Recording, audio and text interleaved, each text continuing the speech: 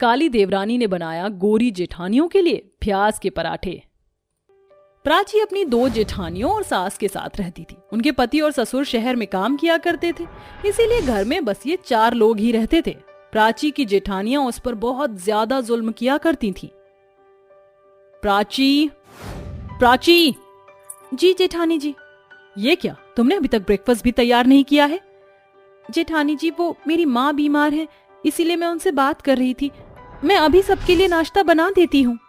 हाँ हाँ, जल्दी बना, सारा मूड ऑफ कर दिया। कल्लू, जब से देवर जी ने तुझे ये फोन ला कर दिया है, तब से तू बस इसी में लगी रहती है। इसके आगे तो तुझे घर के काम भी दिखाई नहीं देते। दीदी ऐसे क्यों बोल रही हो? मैं तो कभी कभी ही इसे इस्तेमाल करती हूँ। अच्छा, तेरी जबान भी बहुत तेज हो गई है। काली माई, कहीं तो इस फोन से बिगड़ मत जाना। रुक, मैं तेरा इलाज करती हूँ। साक्षी ने प्राची के हाथ से फोन छीना और उसे जमीन में दे मारा। फोन के सभी उर्जे पुर्जे अलग हो गए। प्राची अपने टूटे हुए फोन के पास गई और उसे हाथ में लेकर रोने लगी। ये आपने क्या किया? ये मोबाइल फोन मुझे इन्होंने कितने प्यार से दिया था। तेरा यही इलाज था। अब देख तू सभी कामों को कैसे समय से पूरा करेगी। साक्षी ऐसे बोलती हुई अपने कमरे की तरफ जाने लगी और जाते जाते पलट कर बोली, और हाँ, काले रसगुल्ले मेरे पास अगले 10 मिनटों में मेरा नाश्ता आ जाना चाहिए, और वो भी प्याज के पराठे। ओके? बेचारी प्राची अपने टूटे हुए फोन को हाथ में लेकर रो रही थी। उसकी जेठानियां और सास उसके साथ ऐसा ही सलूक करते थे। इसी तरह से दिन बीत रहे थे और अब पूर्वी के तीनों ही बहुएं प्रेग्नेंट हो चुकी थी।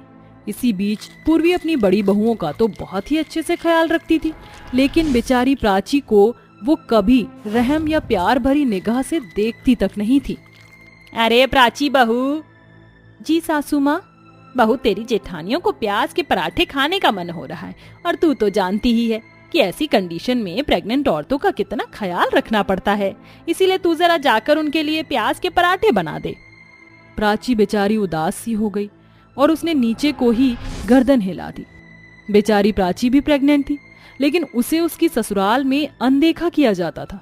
प्राची चुपचाप किचन की तरफ जाने लगी कि तभी पीछे से शीनम आई। अरे अरे, इधर कहाँ जा रही हो? पराठे बनाने जेठानी जी। पराठे तो तू बनाएगी, लेकिन गैस चूल्हे पर नहीं, बाहर मिट्टी के चूल्हे पर। लेकिन क्यों जेठानी जी? देखो ना माँ, ये मुझसे जबान चला रही है। नहीं, मेरा मतलब गैस चूल्हे पर भी तो मैं बना सकती हूँ ना। नहीं, चूल्हे के पराठों का स्वाद ही अलग होता है, तो तुम जाकर चूल्हे पर ही पराठे बनाओ। अरे काली माई, बना भी दे। मेरी चांद जैसी बहू से इतना क्यों कहलवा रही है? लेकिन माँ, ऐसे गर्मी में काम करना मेरे बच्चे के लिए भी सही नहीं है। अरे भाड़ में जाए तेरा बच्चा। तेरा बच्चा चाहे जितना भी घर के अंदर रह ले, वो तो होगा तेरे ही तरह काला कलूटा ना। इसीलिए ज्यादा बहाने मत बना और जाकर चूल्हे पर प्याज के पराठे बना कर ला। अपनी सास की बातें प्राची के दिल पर बिल्कुल पत्थर की तरह लगी, लेकिन उसने अपने आंसुओं को छिपा लिया और वो अपनी जेठानियों के लिए धूप में पराठे बनाने चली गई। बेचारी प्राची ने किसी तरह मिट्टी के चूल्हे में आग लगाई और अपनी सास और जेठानियों को प्याज के पराठे बनाकर दिए। तुम भले ही काली कलूटी हो, लेकिन पराठे बड़े ही स्वादिष्ट बनाती हो। शुक्रिया। सभी पराठे खा रहे थे तो प्राची ने भी एक पराठा उठाने के लिए हाथ बढ़ाया कि तभी, आहा, नहीं कल्लू, तेरी जरा सी तारीफ क्या कर दी, तू तो पहाड़ पर चढ़ गई। तू हमारे साथ नहीं खा सकती है। कहीं तेरा परछावा अगर हमारे बच्चों पर पड़ गया तो हमारे बच्चे भी तेरी तरह काले कलूटे हो जाएंगे। प्राची की ये बातें सुनकर आंखें भर आईं। पूर्वी ने एक पराठा निकाला और अलग प्लेट में रखकर प्राची को दे दिया। ये ले, तू इस पराठे को अपने कमरे में जाकर खा लेना। प्राची ने प्लेट पकड़ी और वो अपने कमरे में आकर रोने लगी। किसी को भी घर में अभी उसकी अहमियत का अंदाजा नहीं था। पूर्वी की दोनों बड़ी बहुएं गोरी, सुंदर और अमीर घरानों की थी, इसीलिए उन्हें कोई भी घर का काम नहीं आता था। तो वहीं दूसरी तरफ प्राची एक गरीब और काली लड़की थी, लेकिन वो घर के कामों में बहुत ज्यादा माहिर थी। इसीलिए पूर्वी सारे काम प्राची से ही करवाती थी और अपनी दोनों बड़ी बहुओं को बिल्कुल रानी की तरह रखती थी। यही सिलसिला जारी था। एक दिन प्राची खाना बना रही थी कि तभी उसकी सास के पास प्राची की माँ का फोन आया। ओहो, मेरा कितना अच्छा गेम चल रहा था, इसकी माँ ने फोन करके सब कुछ गड़बड़ कर दिया। अरे काली, ओ काली। जी सासू माँ, ये ले तेरी माँ का फोन है। प्राची ने फोन उठाया और वो अपनी माँ से बात करने लगी। प्राची की माँ बहुत ज्यादा बीमार थी। माँ, ये आप किस तरह बोल रही हो? बेटा, मुझे तेरी बहुत याद आ रही है, तू आजा। मैं आ जाऊंगी माँ, आप चिंता मत करो, मैं अभी आने की कोशिश करती हूँ। प्राची सभी कामों को छोड़कर अपनी माँ के पास जाने को निकल गई। घर में सारा काम आज ऐसे ही पड़ा हुआ था। उसके जाने के बाद, प्राची मेरा अचार लेकर आना। अरे मेरा सलाद कहाँ पर है? अरे बहू, आज प्राची अपने मायके गई हुई है, उसकी माँ बहुत बीमार है, तो आज सारा काम हमें खुद ही करना पड़ेगा। उस दिन सफाई से लेकर खाने तक सभी काम पूर्वी, साक्षी और शीनम ने ही किए। कामों को करके उन्हें अपनी नानी याद आ गई और एक ही दिन में प्राची की अहमियत भी। ये प्राची प्रेगनेंसी की हालत में ये सब कैसे कर लेती थी? हे राम, थका दिया। माँ, प्राची को बुला लो ना, उसके बिना तो इस घर का एक भी काम होना मुश्किल है। पूर्वी ने प्राची को फोन मिलाया और वापस आने को बोला। बहू, हमें माफ कर दे, हमने हमेशा ही तुझे पैर की जूती की तरह समझा, लेकिन आज हमें तेरी अहमियत समझ आ गई है। सिर्फ कुछ ही घंटों में तेरे बिना ये घर बिल्कुल उजड़ चुका है। तू जल्दी से घर लौट आ। माँ, मैं रात तक लौट आऊंगी। अब माँ की तबीयत भी थोड़ी सी सही है, तो बस उन्हें दवाई देकर मैं आ जाऊंगी। चल अच्छा है बहू, तू जल्दी से आ जा, ये घर तेरे बिना घर नहीं है। प्राची रात तक वापस आ गई। तीनों सास और जेठानियों ने प्राची से माफी मांगी। हमें माफ कर दो प्राची, तुम्हारे बिना हमारा परिवार बिल्कुल अधूरा है और आज ये बात हमें समझ आ गई। मुझे भी माफ कर दो प्राची, मैंने तुम्हें बहुत बुरा भला कहा और हमेशा तुम्हारे रंग की वजह से तुम्हें नीचा दिखाया, लेकिन सच्चाई तो ये थी कि ऐसी बातें कर करके और उल्टा हम लोग गिरते जा रहे थे, जो हमें कभी महसूस नहीं हुआ। लेकिन आज हमारी आंखें खुल चुकी हैं, प्लीज हमें माफ कर दो। कोई बात नहीं जेठानी जी, अब तो आप सब कुछ समझ ही गई हो, तो आप इस तरह माफी मत मांगो। आपको एहसास हुआ, मेरे लिए यही बड़ी बात है। मेरी प्यारी बहू कितनी समझदार है। उस दिन के बाद से पूर्वी ने कभी भी अपनी बहुओं के बीच भेदभाव नहीं किया और सभी खुशी खुशी रहने लगे। कविता बहन, अब तो तुम गंगा नहा लो। तुम्हारे दोनों बेटों की शादी हो गई है, अब तो बस तुम जिंदगी भर आराम ही करना। दो दो बहुएं जो आ गई हैं तुम्हारी। हाँ सुनीता बहन, क्यों नहीं।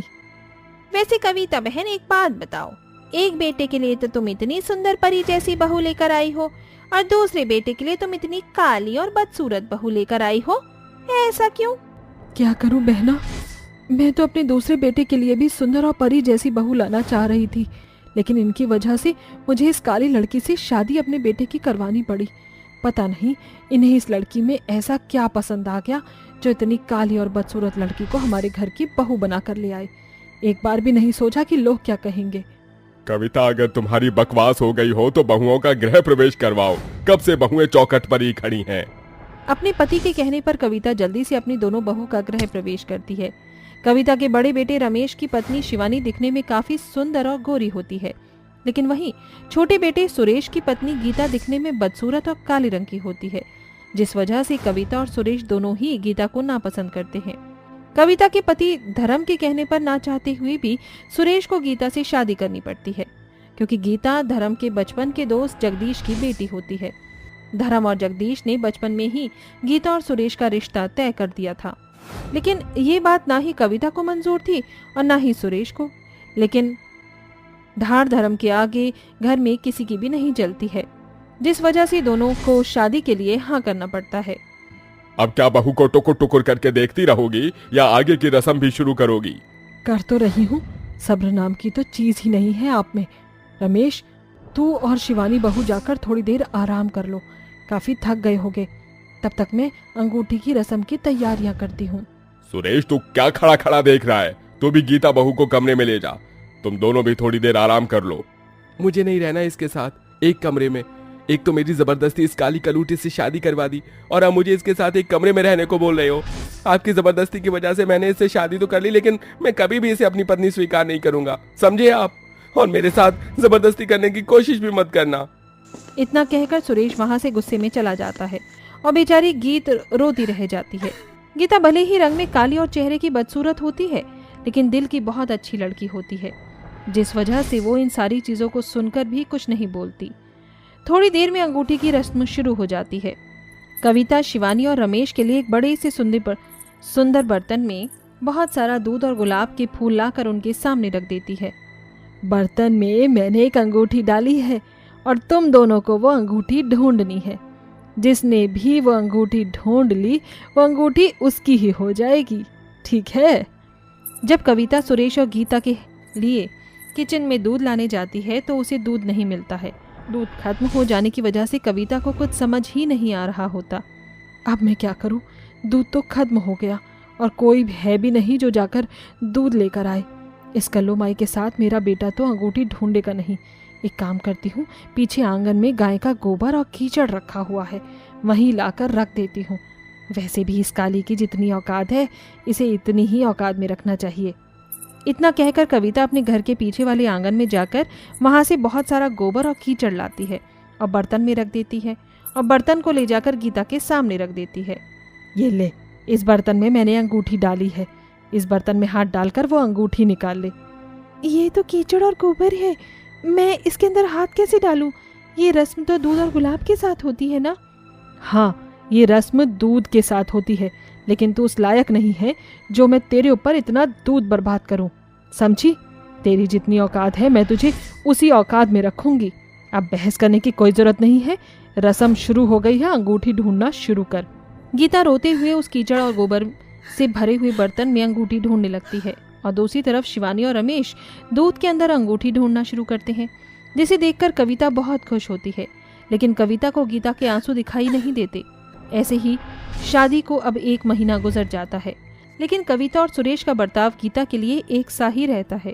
सुरेश और गीता को देखकर शिवानी भी अब गीता के साथ उसके काले रंग को लेकर बुरा बर्ताव करती है। गीता, ये लो साड़ियाँ हैं, इन्हें प्रेस कर दो, और हाँ याद रखना ये काफी सुंदर और महंगी साड़ियाँ हैं, इन्हें जला मत देना अपने इस काले रंग की तरह। जी भाभी, आप इन्हें यहाँ रख दो, मैं कर दूंगी। शिवानी के जाते ही गीता शिवानी की साड़ियों को बड़े ध्यान से प्रेस कर रही होती है। तभी गीता को किचन में से कुकर की सीटी की आवाज आती है, जिस वजह से गीता गलती से प्रेस को साड़ी पर रखकर किचन में चली जाती है और देखते ही देखते साड़ी जल जाती है। जब गीता वापस आती है तो साड़ी को जला पाकर काफी डर जाती है। तभी वहाँ शिवानी भी आ जाती है। अरे करम जली, तूने मेरी साड़ी को जला ही दिया। प्रेस नहीं करना था तो मना कर देती, लेकिन साड़ी जलाने की क्या जरूरत थी? अरे मुझे नहीं पता था कि तू मुझसे और मेरी खूबसूरती से इतना जलती है कि तू जलन में मेरी साड़ी ही जला देगी। क्या हुआ शिवानी बहू? देखिए ना माँ जी, इतनी महंगी और सुंदर साड़ी जला दी, मेरी साड़ी को बिल्कुल अपनी तरह काला कर दिया। अब मैं साड़ी कैसे पहनूं? ये साड़ी मैंने जानबूझकर नहीं जलाई है, ये मुझसे गलती से जल गई है। मैं जानती हूँ तुम मेरी बहू से जलती हो, क्योंकि तू मेरी बहू जितनी सुंदर और खूबसूरत नहीं है ना, इसीलिए। लेकिन ध्यान रख, अगर आइंदा तुझसे गलती हुई ना तो तेरी शक्ल तो किसी लायक है नहीं, तेरे हाथ पैर भी किसी के लायक नहीं बचेंगे, समझी? इतना कहकर कविता और शिवानी वहां से चली जाती हैं। कविता शिवानी की बात सुनकर गीता को बहुत रोना आता है और वो रोते हुए अपने कमरे में चली जाती है। ऐसे ही समय बीतता रहता है, लेकिन शिवानी और गीता का बर्ताव बिल्कुल भी नहीं बदलता। एक दिन शिवानी के घर कुछ सरकारी कर्मचारी आते हैं। धर्म जी, हम सरकारी कर्मचारी हैं। जांच के बाद हमें यह पता चला है कि आपका घर जहां बना है वो सरकारी जमीन है, इसलिए आपको ये घर खाली करना पड़ेगा।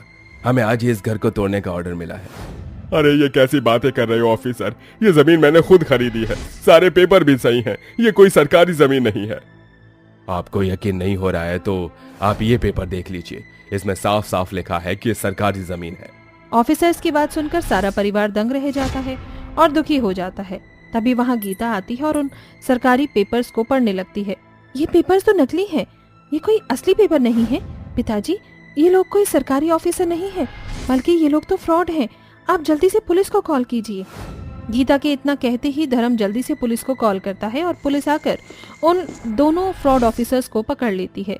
पुलिस की जांच के बाद सबको ये पता चलता है कि सच में वो दोनों सरकारी ऑफिसर नहीं हैं, बल्कि फ्रॉड इंसान हैं। आज गीता का सारा परिवार घर से बेघर होने से बच जाता है, जिसे देखकर अब कविता और शिवानी को अपनी गलती का पछतावा होता है। गीता बहू, मुझे माफ कर दे। मैंने तेरे काले रंग को लेकर तुझे हमेशा परेशान किया और ताने दिए। तेरी अंगूठी की रस्म भी मैंने गोबर और कीचड़ से करवाई, लेकिन आज तेरी वजह से ही हम लोग बेघर होने से बच गए हैं। हमें माफ कर दे। मुझे भी माफ कर दो, मैंने भी कुछ कम गलती नहीं की है। तुम्हारा सबसे बड़ा गुनहगार तो मैं हूँ कि पति होने के बावजूद भी तुम्हारे काले रंग से मैंने नफरत की। मैंने हमेशा तुम्हारा काला रंग देखा, ना कि तुम्हारी इंसानियत। मुझे माफ कर दो। अपनी सास जेठानी को और पति को अपनी गलतियों का एहसास होता देख गीता बिना कुछ बोले उन्हें माफ कर देती है, जिसके बाद अब सारा परिवार गीता से बहुत अच्छा बर्ताव करता है और सभी लोग खुशी खुशी एक साथ रहते हैं।